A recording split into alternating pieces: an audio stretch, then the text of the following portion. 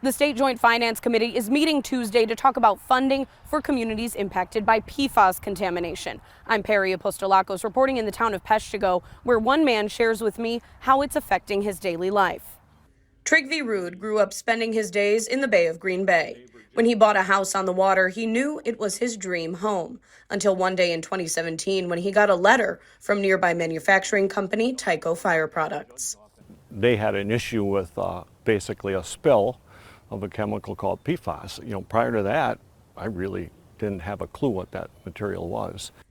Because they don't break down easily and can stay in the body for a long time, PFAS are known as forever chemicals. Within a year, Rhude, like other residents, had a water filtration system put in his home by Tyco, and to this day, they send him bottled water. I'm taken care of right now for a while, but it's not a long-term solution. And PFAS have also gotten into the bay itself. Do I let my grandchild come out here and swim in the bay as I did as a kid, as a child? There's days out here when there's white foam washing up on the shore, and we never had that as kids. It's PFAS. As we've previously reported, Town of Peshtigo chairperson Jennifer Friday says the town would use their share of the $125 million set aside by the state for PFAS-impacted communities to offer water testing to all residents. But the state money has not been given to the communities.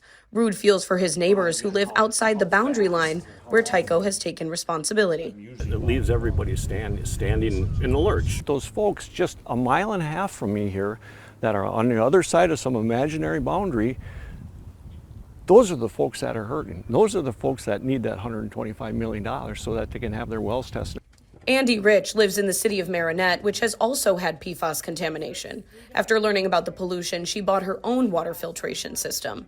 She says she thinks even the $125 million isn't enough to deal with the contamination. When she brings up her concerns to elected officials, she says she feels ignored. It's just incredibly frustrating. Why are we electing these people if they don't want to listen to us? We elected them and we need help, and we're not getting it.